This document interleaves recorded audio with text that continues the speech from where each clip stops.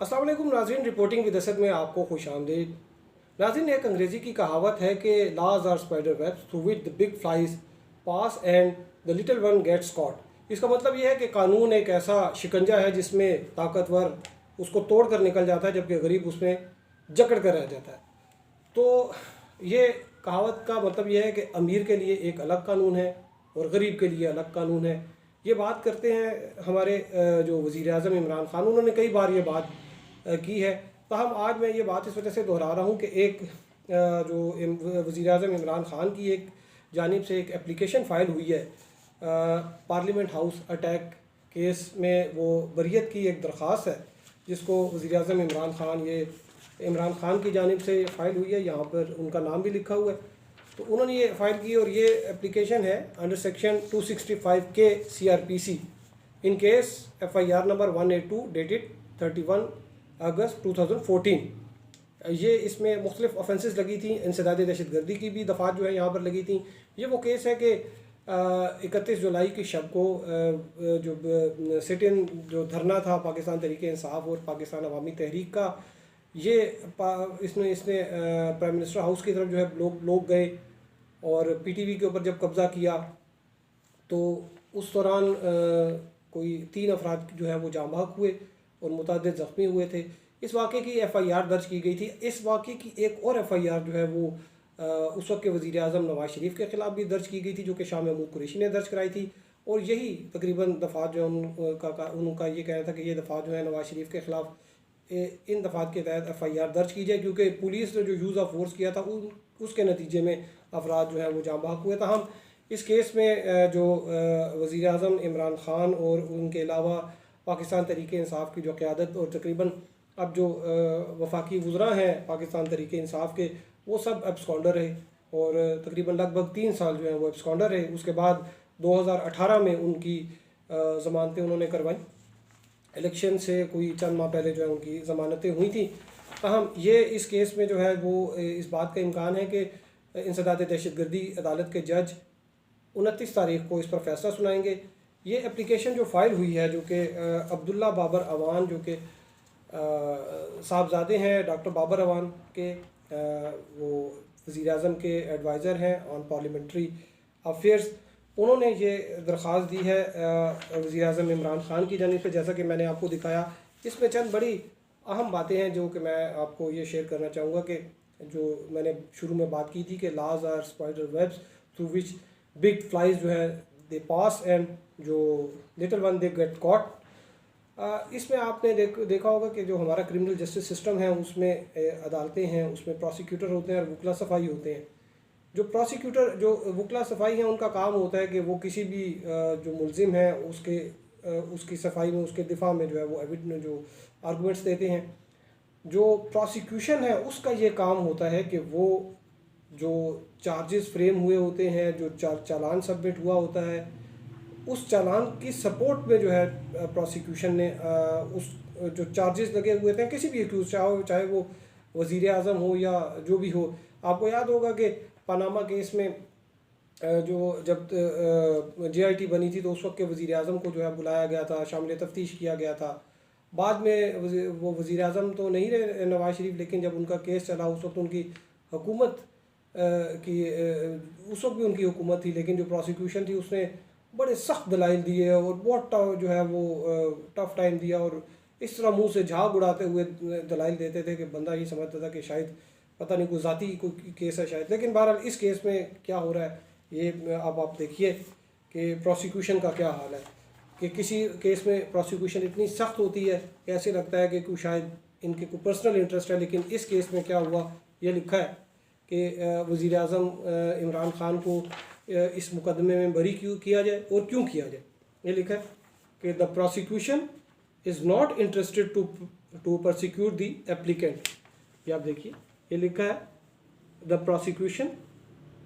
Is not interested to prosecute the applicant, यानी कि prosecution नहीं चाहती कि वो इस केस में जो है वो प्रोसिक्यूट करे।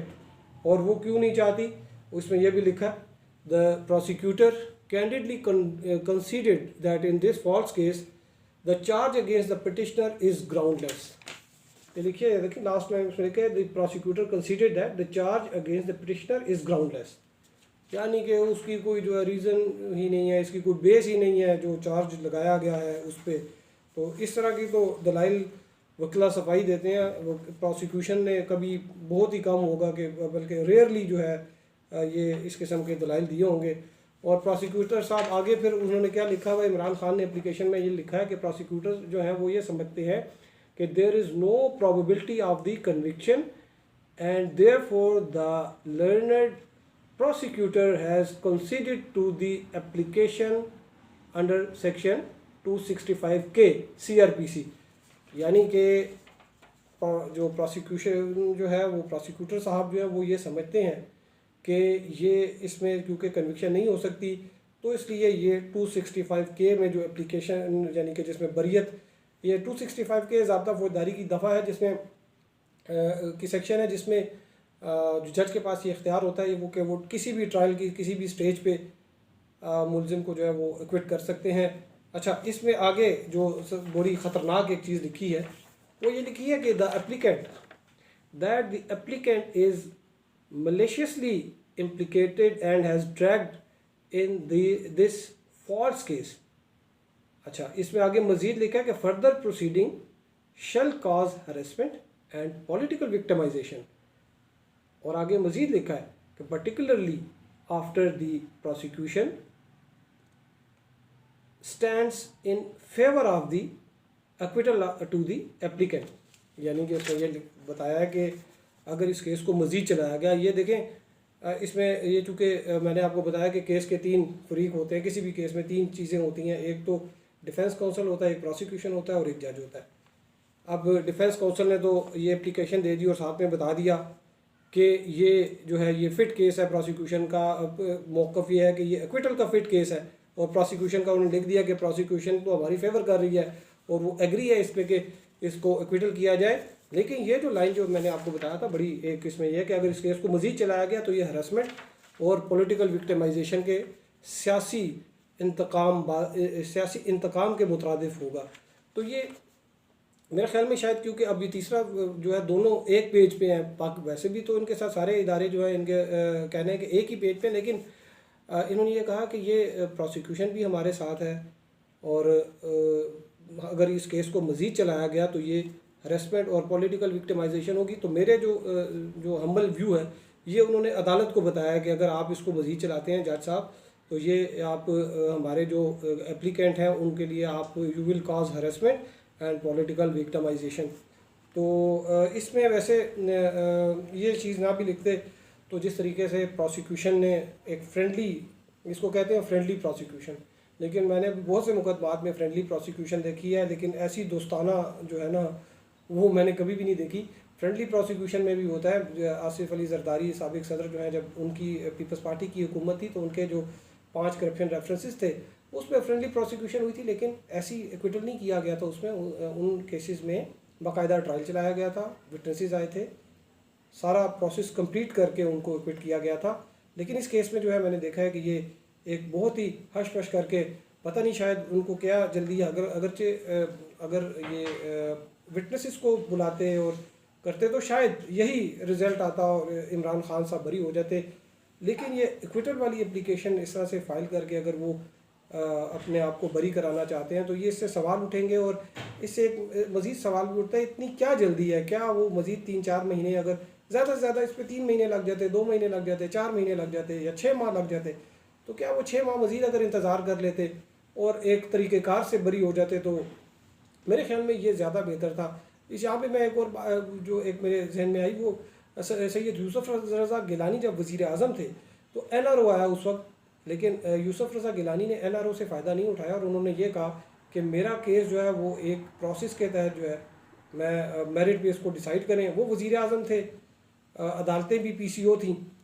उनको मेरिट के ऊपर बरी कर दिया गया, लेकिन उसका फ़ायदा उनको ये हुआ कि जब NRO को सेट असाइड किया और सब लोगों के मुकदमा जो है वो रीओपन हुए तो यूसुफ रज़ा गिलानी साहब जो है उनके ऊपर कोई मुकदमा नहीं था, वो चूँकि मेरिट पर बरी हो चुके थे। अब इनको एक्विटल इसमें वो ले रहे हैं, अगर मेरिट पे भी आते तो शायद इनको एक्विटल हो ही जाता, क्योंकि सियासी एक पार्टी है पाकिस्तान तहरीक इंसाफ, वो प्रोटेस्ट कर रही थी और उसमें जो है ये एक वायलेंस हुआ, वायलेंस का एक वाक़या हुआ और उस पर FIR कटी। तो बहरहाल 29 तारीख को जो ATC इंसदाद दहशतगर्दी के जज जो हैं, ये इम्कान है कि वो इस केस का फ़ैसला सुनाएंगे। और इस किस्म की जो देखें ना कि सब प्रोसिक्यूशन और जब डिफेंस काउंसिल जो है वो एक ही पेज पर होंगे, तो जज साहब वो क्या इसको कहते हैं कि मियाँ बीवी राज़ी तो क्या करेगा काजी। तो 29 तारीख को देखते हैं इस पर क्या फ़ैसला होता है। अब तक के लिए इतना ही। हमारे साथ रहने का शुक्रिया। अल्लाह हाफिज़।